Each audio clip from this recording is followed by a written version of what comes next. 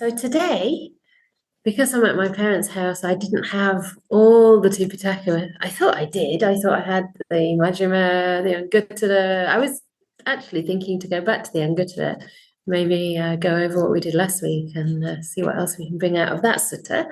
If that's a popular idea, we can do it in a subsequent session. But what I did have is in the Buddha's words, and this is another anthology.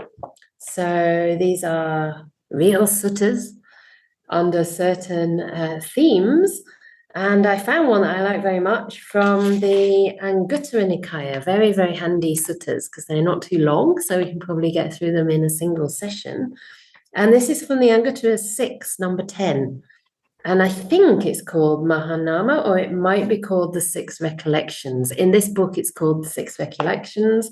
If you have this book, it's on page 279. If not, don't worry at all.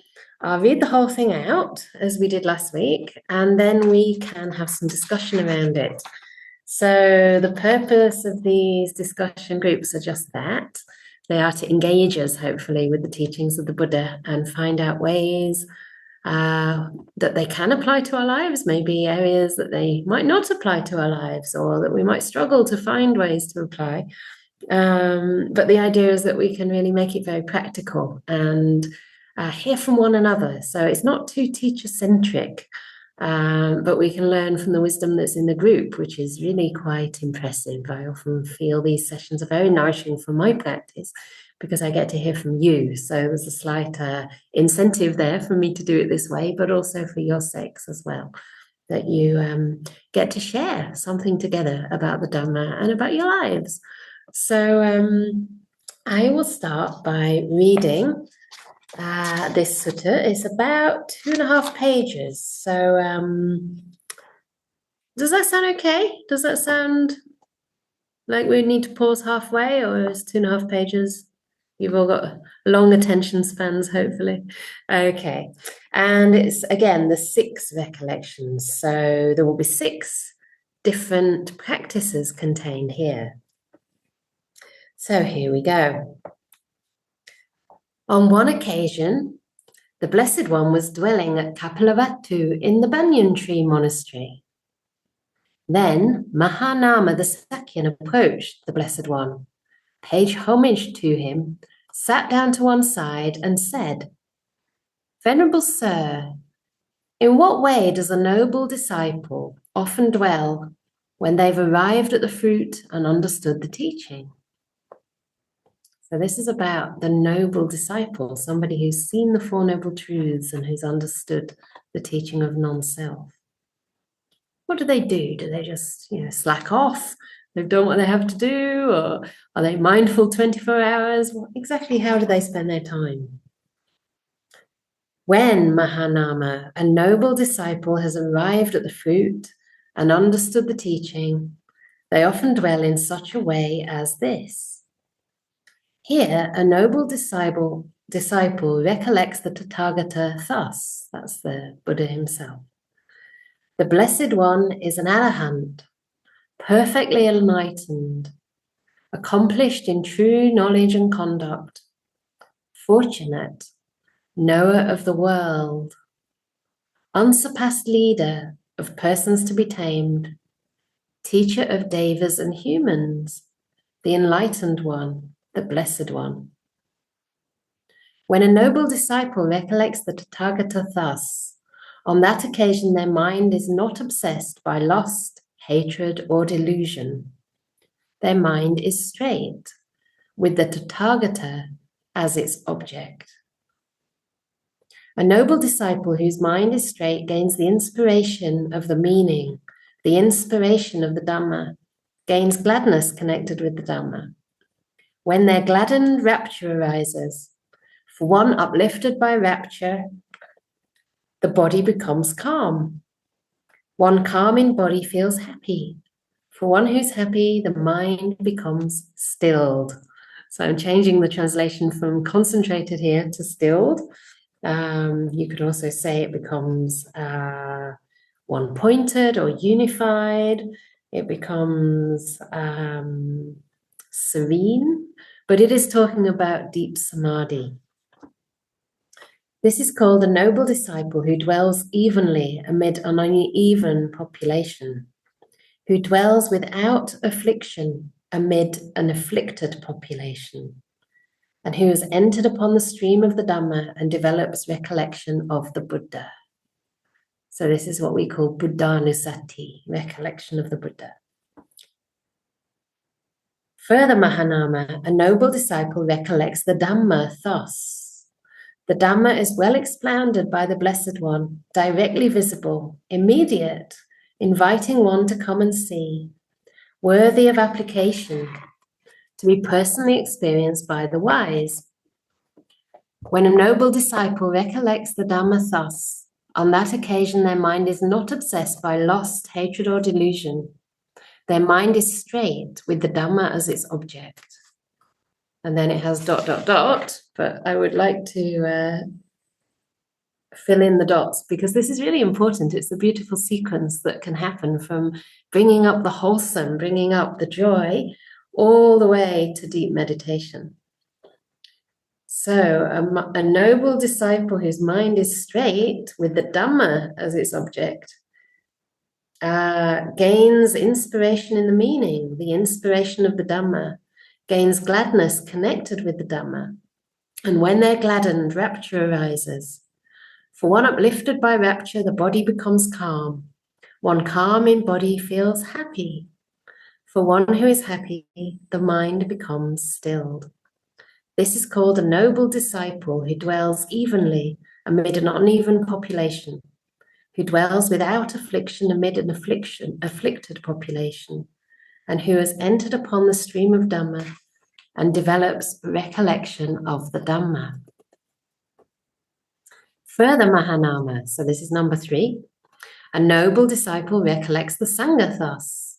The Sangha of the Blessed One's disciples is practicing the good way, practicing the straight way, practicing the true way, practicing the proper way. That is, the 4 pairs of persons, the 8 types of individuals. This Sangha of the Blessed One's disciples is worthy of gifts, worthy of hospitality, worthy of offerings, worthy of reverential salutation. The word is actually Anjali, which means the 2 hands folded together, which is customary in Buddhist countries, to express respect towards the monastic Sangha usually. And the unsurpassed field of merit for the world. When a noble disciple recollects the Sangha thus, on that occasion their mind is not obsessed by lust, hatred, or delusion. Their mind is straight with the Sangha as its object. Okay, I'll do the ... dots one more time. A noble disciple whose mind is straight gains inspiration of the meaning, the inspiration of the Dhamma, gains gladness connected with the Dhamma. When they're gladdened, rapture arises. For one uplifted by rapture, the body becomes calm. For one calm in body feels happy. For one who is happy, the mind becomes still. This is called the noble disciple who dwells evenly amid an uneven population, who dwells without affliction amid an afflicted population, who has entered upon the stream of Dhamma and develops the recollection of the Sangha. So number 4. Further, Mahanama, a noble disciple recollects their own moral discipline thus. I possess the moral virtues dear to the noble ones, unbroken, untorn, unblemished, unmottled, freeing, praised by the wise, ungrasped and leading to stillness, again to deep samadhi. When a noble disciple recollects their own moral discipline thus, on that occasion their mind is not obsessed by lust, hatred, or delusion. Their mind is straight with virtue as its object. And again, that whole chain of causal events unfolds from here. So from that gladness in the meaning and the Dhamma itself, the meaning of the Dhamma and the Dhamma, one is gladdened, one feels, what is it next? tranquility, and then, yes, tranquility, and then happiness, and then stillness. This is called a noble disciple who dwells evenly amid an uneven population, who dwells without affliction amid an afflicted population, who has entered upon the stream of Dhamma and develops recollection of moral discipline or moral conduct. So number 5. Further, Mahanama, a noble disciple recollects their own generosity thus. It is a gain for me, it is well gained by me, that in a population obsessed by the stain of stinginess, I dwell at home with a mind devoid of the stain of stinginess, freely generous, open-handed, delighting in relinquishment, one devoted to charity, delighting in giving and sharing. When a noble disciple recollects their own generosity thus, on that occasion their mind is not obsessed by lust, hatred, or delusion. Their mind is straight with generosity as its object. And the whole sequence follows. This is called a noble disciple who dwells evenly amid an uneven population, dwells without affliction amid an afflicted population, and who has entered upon the stream of Dhamma and develops recollection of generosity. So number 6, the last one. Further, Mahanama, a noble disciple develops the recollection of the devas thus. There are devas in the various heavenly realms. There is found in me such faith, moral discipline, learning, generosity, and wisdom as those devas possessed, because of which, when they passed away from this world, they were reborn there. When a noble disciple recollects their own faith, moral discipline, learning, generosity, and wisdom, as well as those of the devas, on that occasion their mind is not obsessed by lust, hatred, or delusion. Their mind is straight with the devas as its object. I'm going to fill in the dots one more time. A noble disciple whose mind is straight gains the inspiration of the meaning, the inspiration of the Dhamma, gains gladness connected with the Dhamma. When they're gladdened, rapture arises. For one uplifted by rapture, the body becomes calm. One calm in body feels happy. For one who is happy, the mind becomes stilled. This is called a noble disciple who dwells evenly amid an uneven population, who dwells without affliction amid an afflicted population, who has entered upon the stream of the Dhamma and develops recollection of the devas. A noble disciple, Mahanama, who's arrived at the fruit and understood the teaching, often dwells in just this way. So that is the Sutta, Anguttara 6, number 10. And I think that, again, this is a very beautiful sutta that can bring gladness and happiness just by listening, I hope.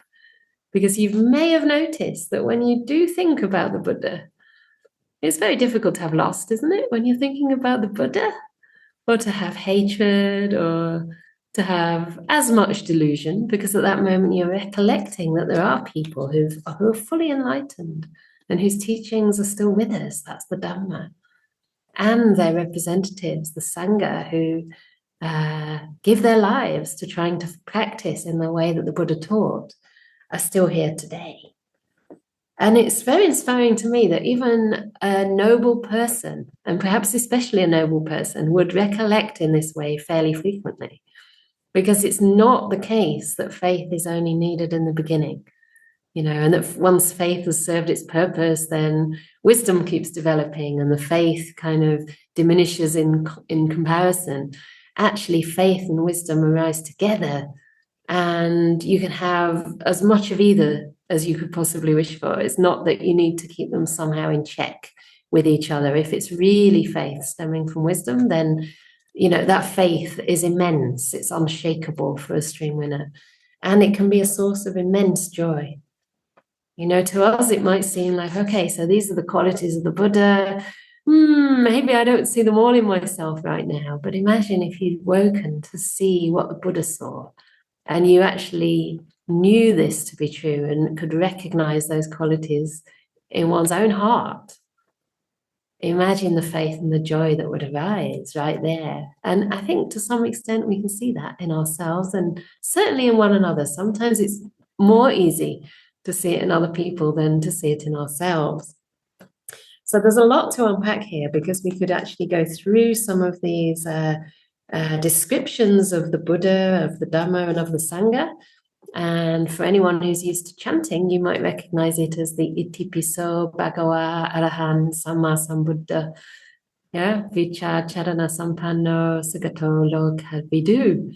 So this is what we chant sometimes day and night in some monasteries. Not so much at Anukampa yet, but I'm sure we'll get into the chanting more as we continue. And the same with the Dhamma and the Sangha. It's that classic chant that we do almost daily in some monasteries. And then, as well as these, we have these other three practices. And two of them, I think, for myself anyway, are quite familiar. I still don't do them as much as I could. But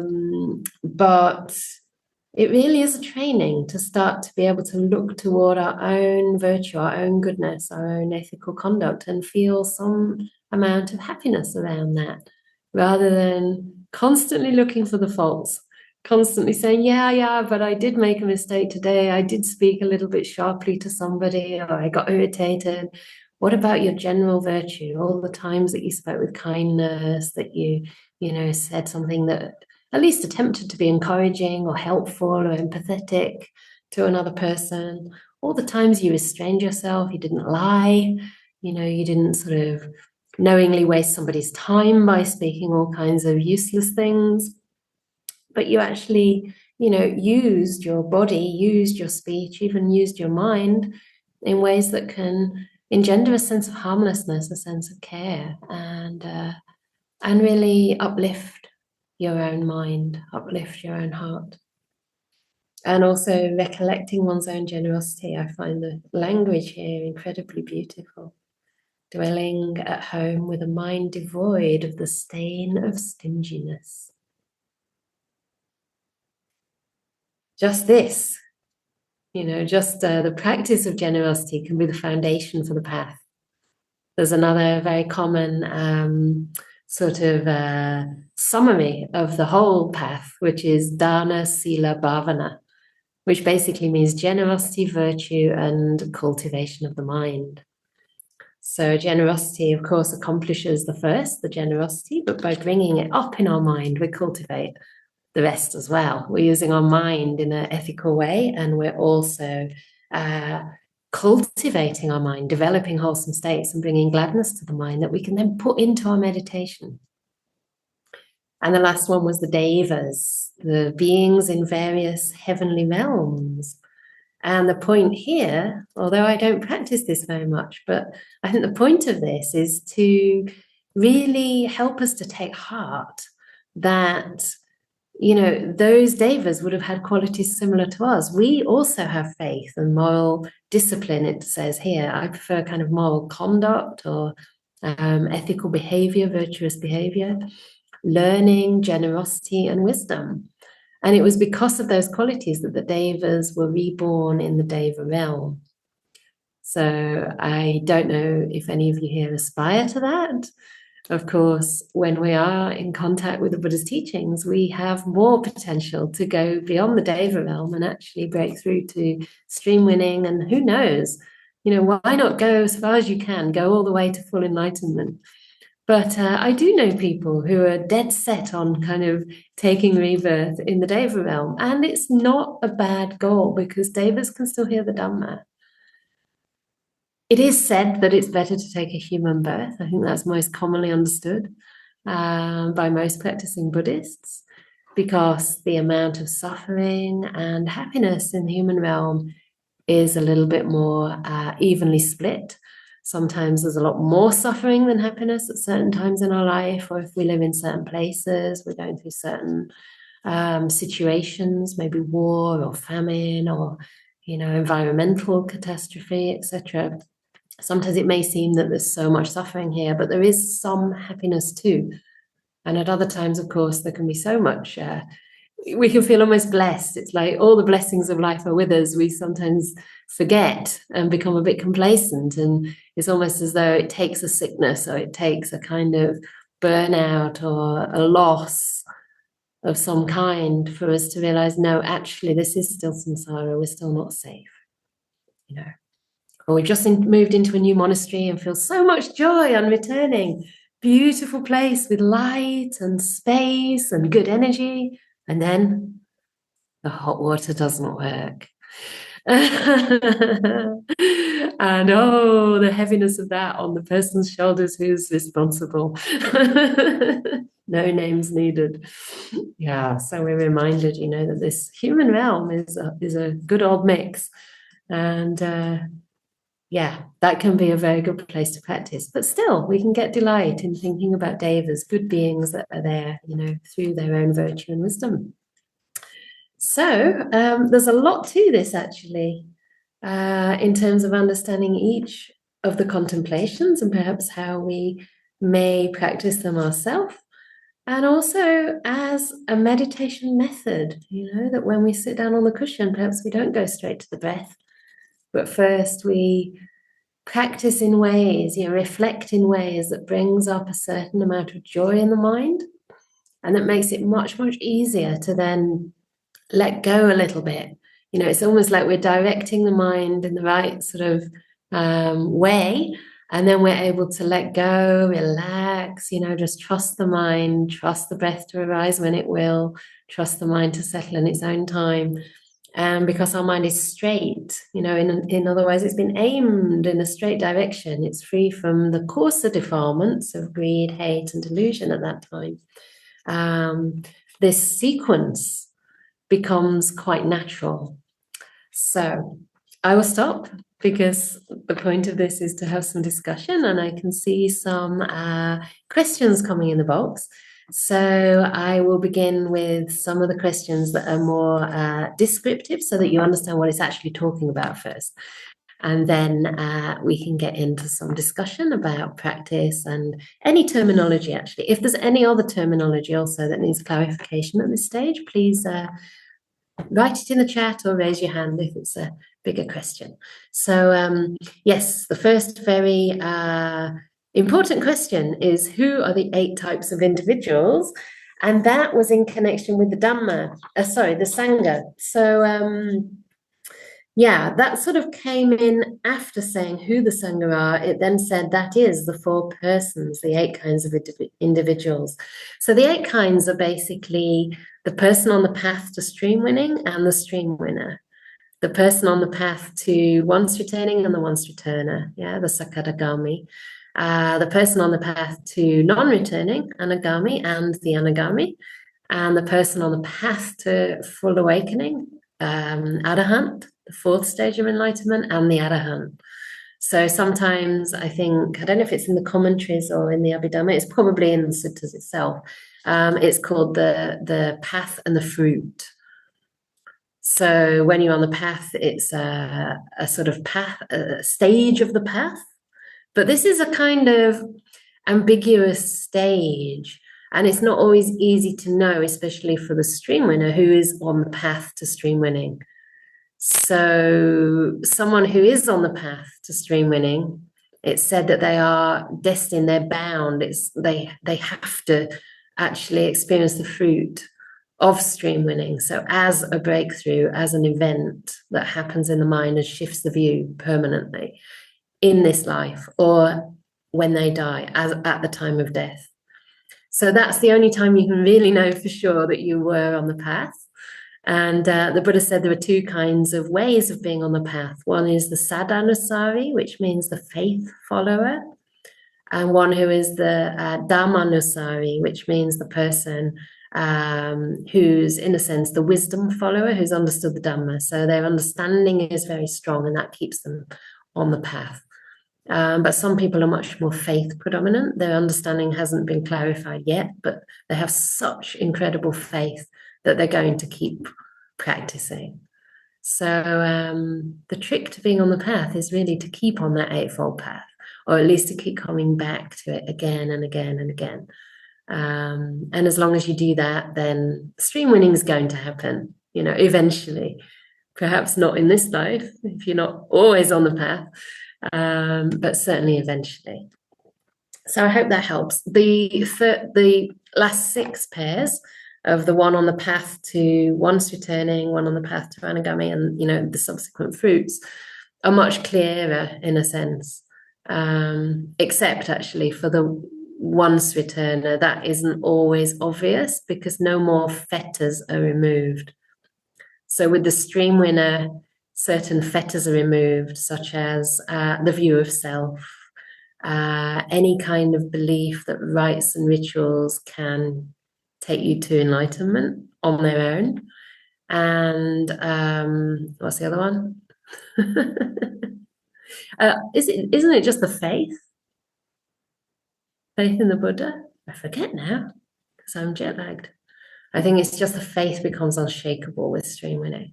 But then in the next, because greed, hate, and delusion haven't been uprooted yet, the next stage is more difficult to distinguish because there's just a weakening of those things. So of course there's a weakening in all of us, right? We hope. But until we're actually at the third stage, that greed and hate will still be there. Aversion and craving, if you prefer, will still be there. And it's only with the anagami, that's the third stage of enlightenment, that those 2 things are overcome. So that is in brief. Because, I don't really want to go into too much more detail so that we can talk about the sutta as a whole. So the other message in the chat, there's 2 more now. Wondering about generosity and reciprocity. So I am guessing that this one is related to recollection of one's generosity. Wondering about generosity and reciprocity. Yes, I'm not quite sure exactly what you're wondering about here. I think just, speaking what comes to mind, true generosity isn't too concerned with reciprocity. But it does seem to be the case that the more generous we are, the more that will elicit generosity in others because it seems to feel good. It feels good, right? And we learn by what feels good to us.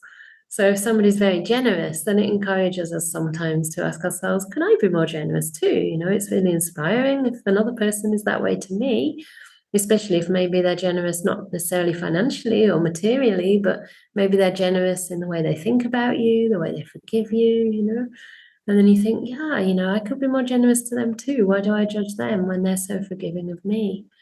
So I think it's wonderful to set an example, but true generosity is more concerned with giving without expecting anything in return. But yeah, please do raise your hand and we can have much more chat about that as well. So recollection of past lives will tell one where they were on the path.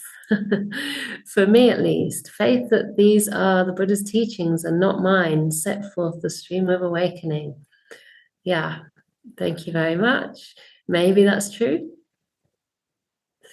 And Shirley says, Devanusati seems to be rarely spoken about, but people might be interested that the monks at Clear Mountain recently gave a talk on this, which is on YouTube. Excellent. And there's also a guided meditation that's in the link. For the final recollection, we have devas or deities in English translation. Are all devas good, or are there also negative devas? It seems we are only to recollect the good devas who are on the path. Right, and do remember that the devas are not necessarily enlightened, right? So the devas still might have quite a bit of greed, hate, and delusion, but at this moment, as they've been reborn, their good karma has come to fruition. So generally speaking, they're in a very happy place, in a very happy state, and mostly they are concerned with that happiness.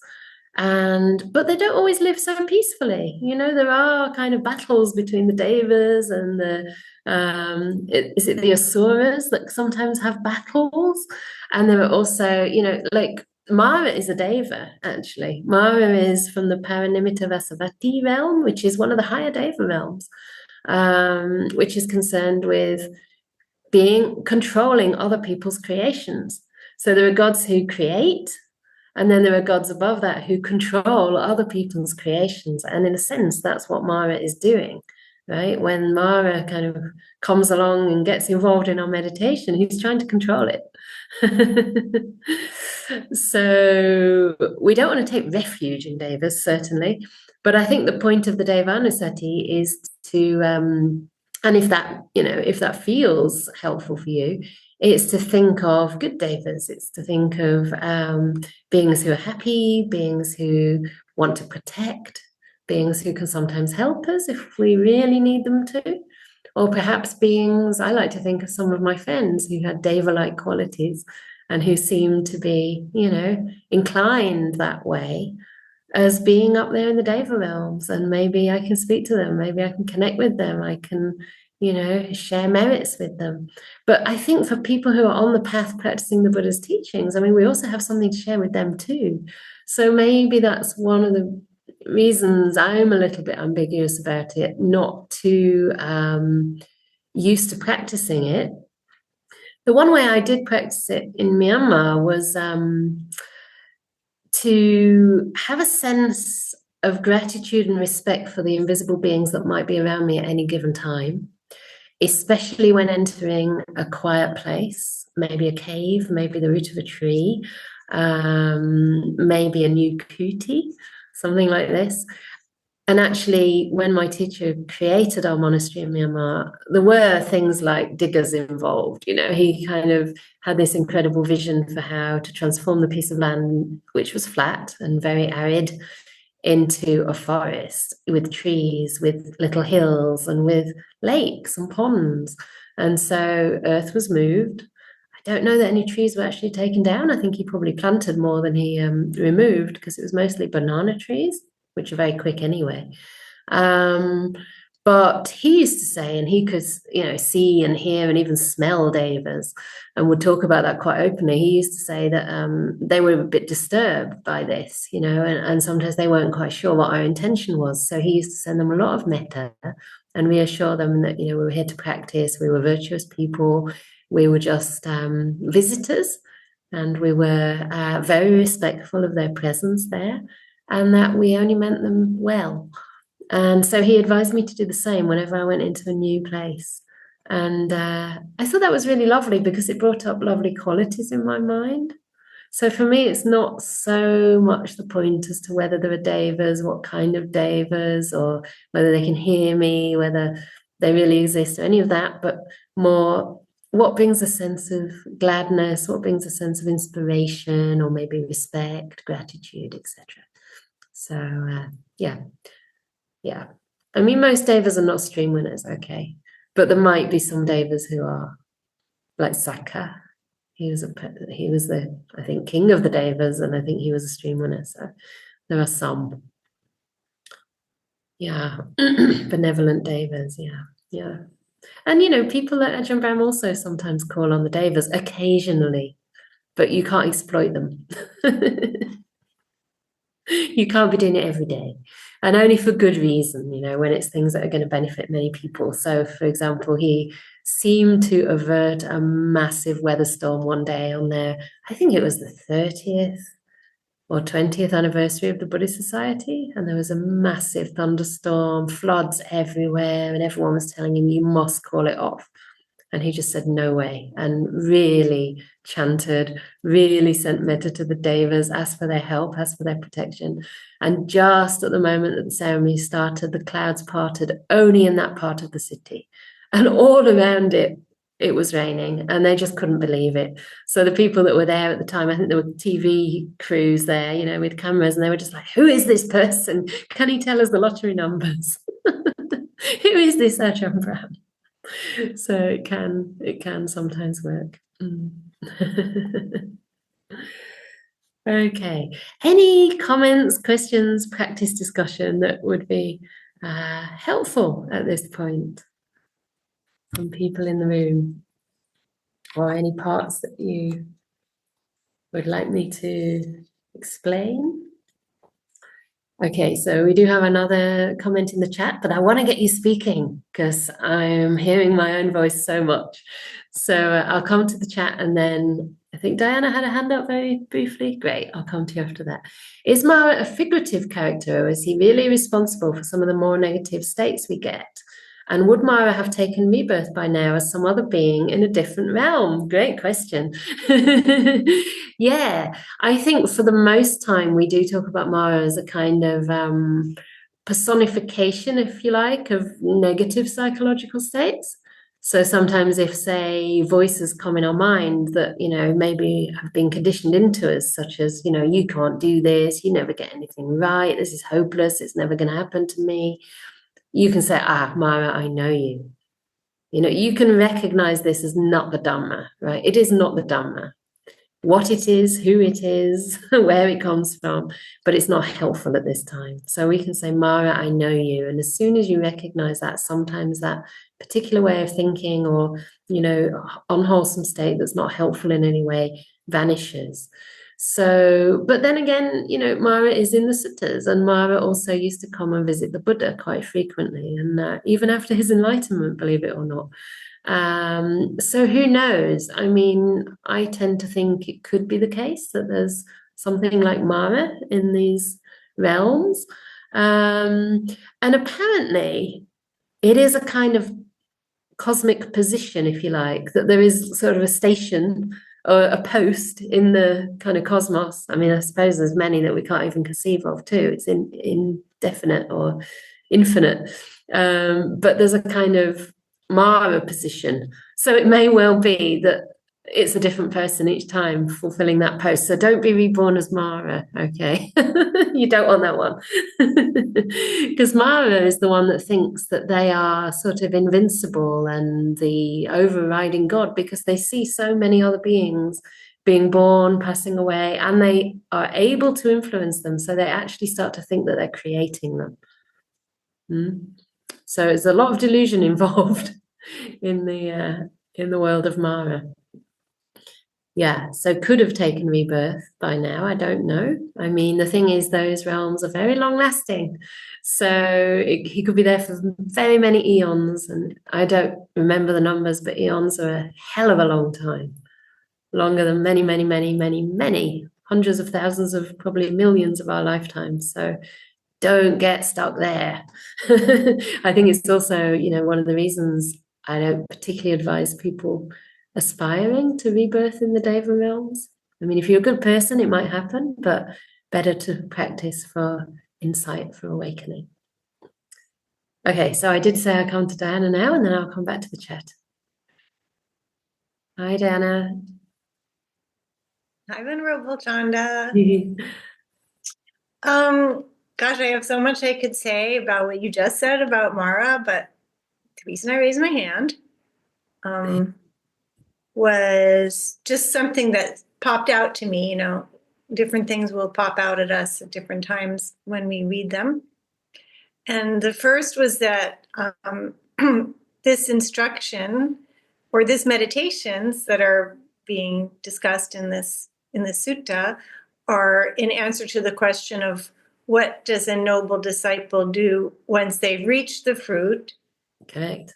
And understand instructions, which is that stream winner or fully yes. Just stream winner? Okay. I think that's stream winner, yeah, because it's saying that on that occasion the mind is not obsessed by lust, hatred, or delusion, and it's saying a noble disciple. So I think that's any one of the 4 categories. Okay. Or 8 categories, yeah. And then what popped out at me in the ... section, and I appreciate you reading that because I think it's important too, and we don't want to skip over it. Yeah. Was the part that said, and I'm looking at a different translation from Bhikkhu Sujato, this is called a noble disciple who lives in balance among people who are unbalanced and lives untroubled among people who are troubled. Mm. And to me, that so describes our time. So in addition to just the reminder that it's always been hard times on planet Earth, there's always been people unbalanced and troubled. You know, there's hope for us to live a peaceful life, even in troubled times. Yeah, I want to speak wonderful. a little, yeah. Yeah, thanks for bringing that out. That struck me too as we read through it, actually, that isn't that inspiring to know that this can be, in a sense, a protection for us to dwell. Yeah. What was it? That was untroubled and balanced, is that right? In the Yeah. other translation. So yeah, to dwell evenly or to dwell balanced. I like balance because it's more about the mind. It's like we dwell with a balanced mind. To dwell evenly, I don't know if we really use that kind of language, but yeah, I guess you could also say with equanimity, right?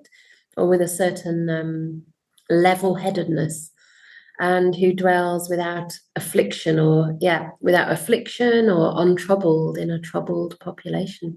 Beautiful. I mean, we can really add whatever adjectives we want to here, um, just to make it real for us.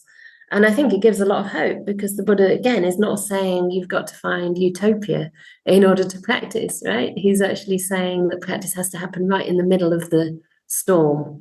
And perhaps that is where it happens.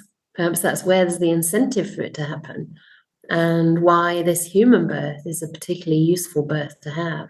So, yeah, thanks for pointing that out. And even coming to this sutta discussion, I think for me anyway, helps me to feel that, yeah, I've got a foothold, on like there's somewhere for me to be. There's a group of people for me to be with who are attempting to lift themselves, attempting to, steady their minds and maintain that inner balance. Because it is very different coming to the ordinary lay world. It's very, very different for me coming from Perth and now, out of a Buddhist community into the usual dynamics that happen, in normal life, so-called normal life. Yeah. Okay, so I'm going to come to one more in the chat. I think that's really to read, but it says, okay, there was a very good talk explaining a bit more about Mara on Venerable Pekka's last Sunday talk. So that's Venerable Pekka's talk. She referred to a wonderful satirical book called A Letter from Mara. You can read it online by Venerable Punadhammo. Okay. And then I'll come to Christine. Hi. So, following up on what you were discussing with Diana, if these 6 recollections occur to a stream winner, then for others who are not, this would seem like a tall order and almost overwhelming, actually, to be honest. So, for the short term, how could one use these 6 recollections in a way that it's not overwhelming? I mean, I can relate, for instance, to the one about generosity, because that seems to be the most practical for me personally. But yeah, there are five others. So I'm curious how to actually translate this into a more practical way, especially to our contemporary times. Great. Thank you for that question. And just to reassure you that it's true that we're talking here about how a noble disciple often dwells, but it doesn't mean it does mean that it's coming naturally for that person and they dwell that way because it gives them gladness, right? And that might be more spontaneous for them. It may be more easy to rouse, for sure. But it isn't an advanced practice necessarily. I mean, noble people practice the same way that we do. I think that's one of the messages. They still also practice mindfulness. They still also practice anapana. They practice metta. They practice the Brahma Viharas. So in a sense, this is actually, a prerequisite for, or like a preliminary to mindfulness practice. So it's something we can do at any time. We don't have to be in deep meditation for this. We can just change the pattern of our thinking during the day, even a little bit in this direction. So firstly, you don't have to sit down and get fully absorbed into it. And it doesn't have to be for like a whole meditation session. I think it's just something that can help us just lift the mind, just point the mind in a wholesome direction before we start with our mindfulness practice. And you asked how to make a start, and I think you answered it perfectly for yourself. You then went on to say which one inspires you, and that is exactly where I would start. I would start at something that speaks to me and that feels natural, that feels gladdening. And in a way, that's why it's nice to read through them, because there'll be some you connect with more than others. And that'll change, from time to time. Just to show you how creative you can be, there is a meditation that Ajahn Brahm does, which he calls his Buddhanusati meditation, his recollection of the Buddha. And it's literally sitting to meditate and imagining you are the Buddha and just connecting with some of what you think a Buddha is, what a Buddha means to you. So you sit down with your eyes closed. You can even imagine that you've been recently enlightened. You're sitting under a river, under a tree, and the whole world looks new. And you have this beautiful sense of contentment, deep contentment and peace, something you could never even imagine was possible for you before, an undescribable peace and contentment. And you can really just get into this kind of, in a way, inner dialogue that you can have with yourself, conjuring up how it might feel to be a Buddha, like really embodying what a Buddha means to you. And if some of the language helps, that's wonderful, that a Buddha is fully enlightened, an arahat, accomplished in true knowledge and conduct, knower of the world. Like his knowledge was so vast, but he taught the Four Noble Truths. We can think about his teachings, any aspect of the teachings that resonates for us. So when we sit down to meditate again, or at other times of the day, you can recollect some of the teachings.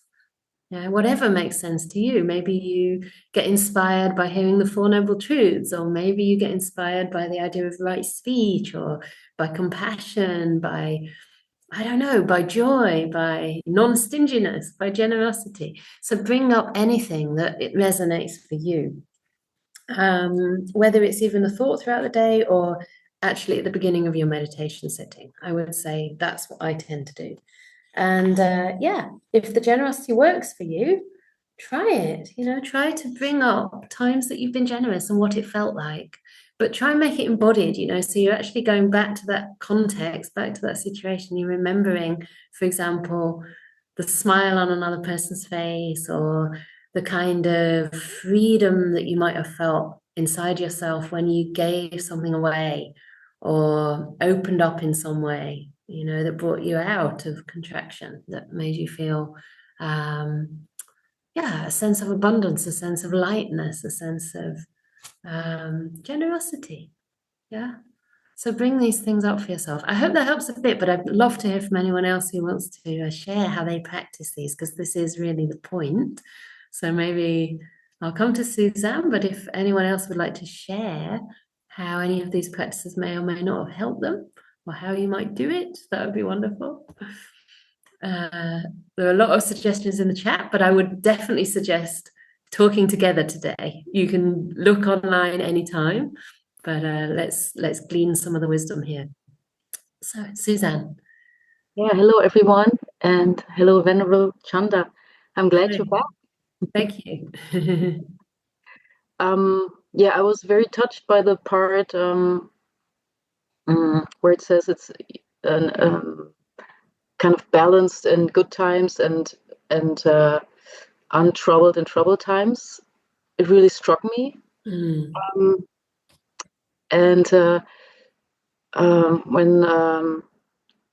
Diana, no, it was somebody else was talking about this. I was remembering a couple days ago, I was in Magdeburg. There was this attack at the Christmas market, and my parents live close by, and I was here in the area, and I went with a friend and my son to the sermon at the church the day after, and it was interesting experience, because in the sermon I was feeling really so much love and I was feeling what I experienced was there was the people who died were there, and they were like, there was so much love, and they were like saying it's okay, we're it's all right, there's something else than this experience here in this world, and you don't have to, don't worry. And it was so strong. Beautiful. And it really touched me. And so I kind of like, maybe that's, when there is terrible things happening in the world, maybe there's a possibility of a different perspective of it. Yeah. That we can have, that makes it, just in this moment I was feeling, I mean, obviously I didn't lose anybody in this attack. That would be totally a different thing, but it was kind of beautiful, you know. It Yeah, the kind of total antithesis in a sense to, yeah, Can you say that again? the opposite to the attack, like the opposite emotion, actually. Yeah, it was the opposite What you emotion. would expect, yeah. There was total destruction, and on the other side, there's love and just the peace of the soul. When we leave the body, I mean, I don't know what, some people might go to different realms where they might suffer again, but I think there must be some in a transition where you don't have that body for a few days, maybe, when a lot of people feel, I think, there's just bliss. Yes, absolutely. Yeah. I mean, I was with someone who was dying recently, and they could already intuit that, they could, even though I don't know if they'd experienced that in meditation before, but they had been a practitioner. And as it came into the last sort of weeks of their life, they could start to feel that the mental or the emotional, the spiritual world really, just felt so much more real and so much more present to them than the physical world. It was like the stuff of the body, even talking about their life and the mundane things that happen in the world was of no interest. They only wanted to talk about their mind and the kind of emotions and qualities that they were starting to really see very sort of just very clearly. And it was so lovely because they were saying that, whoever walked in the door, they were in a hospice, they just automatically felt this sense of overwhelming love and gratitude towards them, no matter who they were. And they said, oh, it's funny, I don't know why, because I'm not intentionally practicing it. And I said, well, it's the practice you've been doing your whole life. It's the qualities of your heart that are just becoming so much more predominant now that the body is shutting down. So I do think there is this in between place before we get into a new body. And perhaps if we do get into a sort of much more refined body in the Deva realm, or even in the Arupa realms. I mean, if you've been practicing jhanas, or if you've been practicing the Arupa states, then you might get an incredibly fine material body or no material body. So yeah, then the qualities of the mind will be very predominant. And in a sense, that's what we're trying to do in our practice. So here we're bringing up those qualities of the mind right in the beginning. But it's beautiful when it happens spontaneously, isn't it? It gives us a lot of faith. And I think also, just to come back to the experience you shared, that is also something you can bring up and recollect in your practice, because it's been shown, I think, in neuroscience that the memory of love or of peace or of anything that has happened in our life is so close to the actual experience, the brain sometimes can't tell the difference. So it's very interesting. If you bring those feelings up again, imagine that sense of love that you were dwelling in at that time, and maybe the contrast to the cruelty and destruction that went before it. That can be a source of inspiration to direct your mind. Yeah, it will stay with me. Beautiful. Yeah. I'll come to Shirley.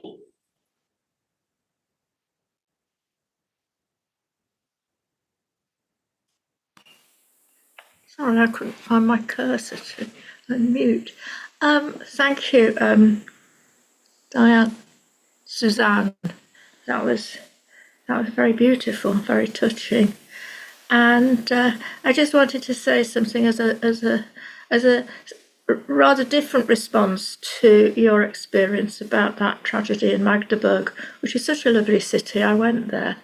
I liked it. I enjoyed that place. And when something tragic happens to a place you've been in it, you feel it. It's the response to, I think it's these 6 or certainly 5 of the reflections, response to the suffering and the awful, not so much the suffering, but the bad things that go on in the world, which in a way hurt more than the suffering. When people do cruel and wrong things, like that maniac who drove into that crowd at the Christmas market, and all the other terrible conflicts going on. But this is a reflection on goodness, the goodness of the Buddha, the goodness of the Sangha, our own goodness, and the goodness of devas, who, whether we believe in them or not, if there are no devas in the deva world, there are certainly devas in this world, or people who are probably just a bit messed up and chaotic like all of us, but do some deva-like things. And I mean, we're all, in a way, I've been reflecting, we're all, in a way, in the deva world now, just by coming here doing deva-like things. And it's just these, I think the way I try to use these exercises is to just dwell on the goodness, which is an antidote to dwelling on the bad things that are going on in the world. And I still think there is more kindness and generosity than there is cruelty and meanness in ordinary people. I think it's a natural state of the world. So I find that very, very helpful to just focus on this goodness. And focusing on one's own goodness can be very, very difficult. I mean, the first time I was invited to do this meditation many, many years ago, all that came up in my mind was a litany of self-hatred. I couldn't think of a single good thing I'd done. And then I just thought, Shirley, you can be quite reliable. You can do this. So, but with practice, it does come. You do remember you've done some quite nice, kind things, in generous things in one's life. So and try and remember specific things one's done that, and it's an antidote, really. That's how I find this these reflections. Just an antidote to the constant horribleness that we see on the news and in the media. So that's just what I'd like to offer. Yeah, and how necessary is it to, bring up an antidote to that? Because it is only bad news, pretty much, that's reported. I mean, you don't hear about the, however many 8 and 7/8 of the world's population who are living peacefully. Billion, that is. 8.98 billion or something. I don't know. It's a lot more people living in peace and harmony than people harming one another. And so, not to at all undermine the harm that's happening, because, of course, harm is devastating. And sometimes peace we take for granted, right? I mean, it is a natural human need. But you're right, actually, that in a sense, this is a practice of mudita. It's a practice that can contrast with, the suffering in the world. And if you look at some of the language, it's about inspiration. It's about gladness and rapture. So these are words, especially inspiration and gladness, that are, in a way, translations of mudita, right? So yeah, definitely. Any last comment, or anyone would like to share anything about this? I mean, one area that's very interesting to me is the reflecting on one's own conduct, because it's just such a huge area to exploit. I mean, we do beautiful things, or we abstain from unwholesome things with our body, speech, and mind throughout the day, like almost the whole time, actually, if you think about it. I mean, this whole hour or so, you've probably had far, far more Dhamma-aligned thoughts than unaligned thoughts. And just by being here, you're doing something wholesome. You're using your speech in a skillful way. And I feel that we don't really exploit it enough. I remember years ago when Venerable Upeka said, don't you sit down and, and reflect at the end of the day? You're doing so much good stuff. She said, what a waste. She couldn't believe I didn't do that regularly. So I think there's a lot of happiness on offer that we just don't realize is there. Manori. Yeah, I thought of sharing what I started doing because, like Shirley, it's very difficult to kind of, own any good things that you do.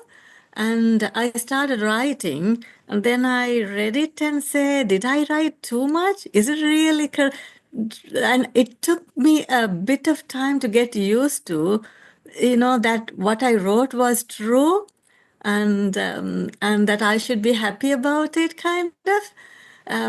So I've kind of written now for about 3 years, right? Like anything that not every day, but maybe once a month, or anything that kind of inspires me, I would write.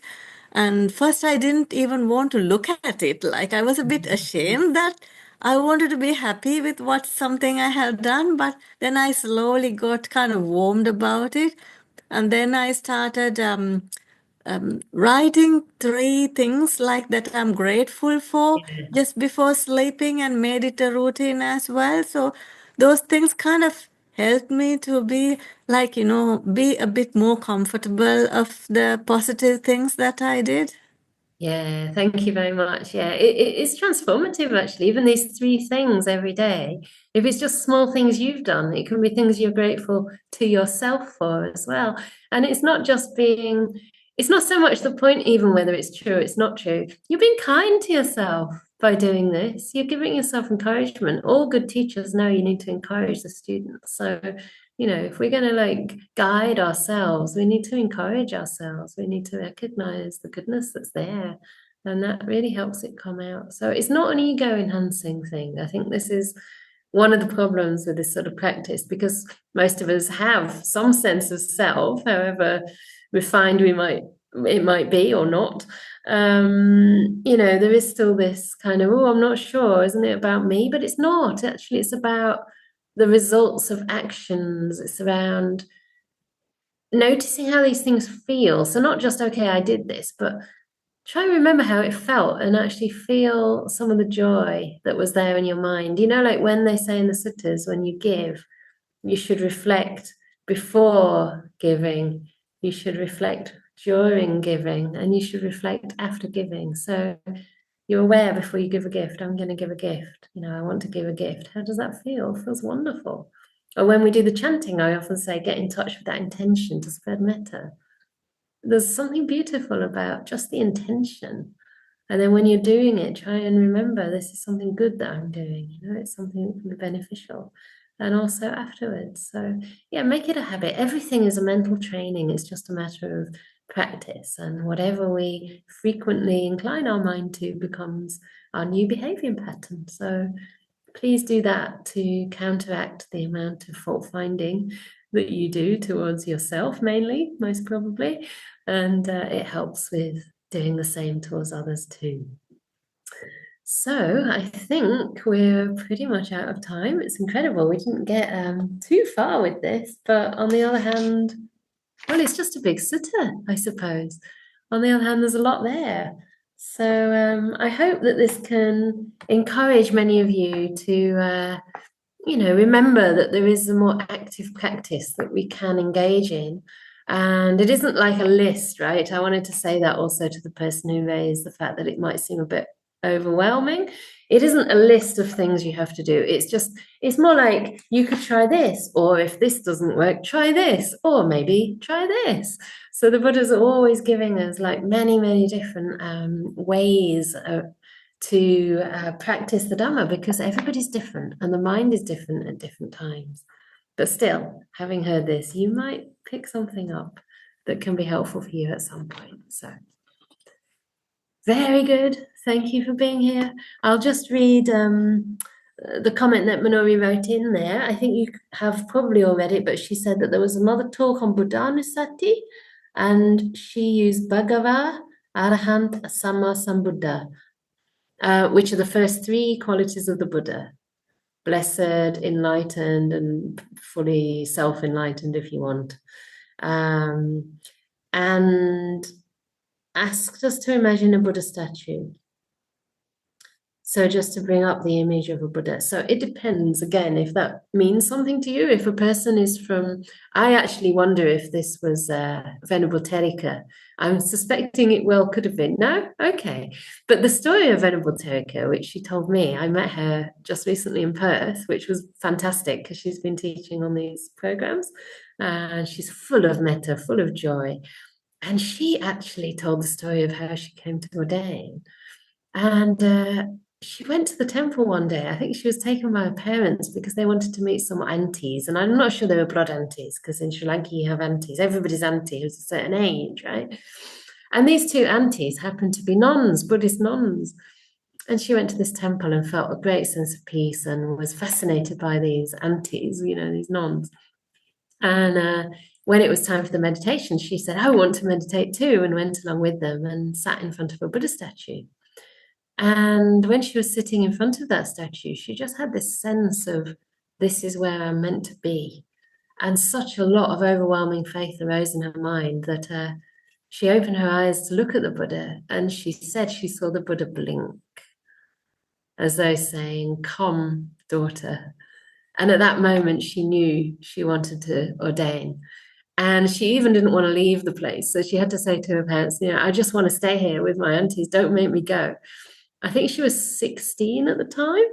And of course, they had to try and convince her to leave, but it wasn't easy.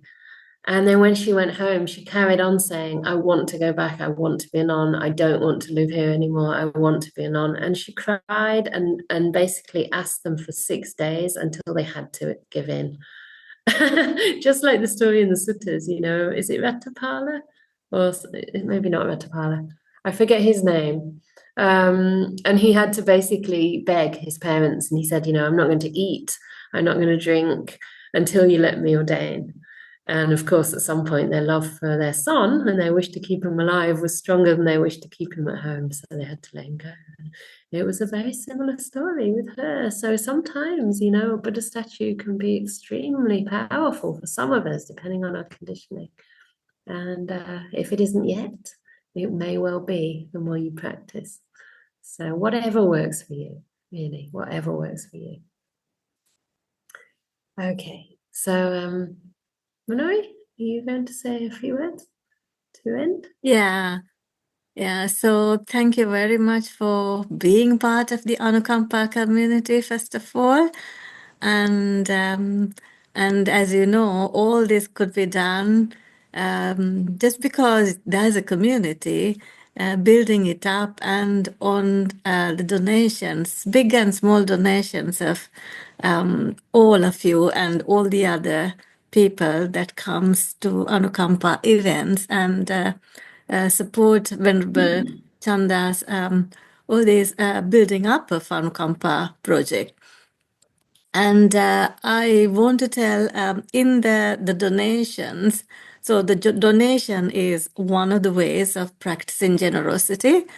And as you know, the Venerables don't handle money, and all those things are done that you can see is by your donations. So when you go to Anukampa project, you will see two types of donations. One is from the normal bank transfer, and there is another way of PayPal donations as well. So I wanted to highlight that. And so you can give them one-off gifts or standing order as well. And these days, as you can see, Venerable has just come from Australia.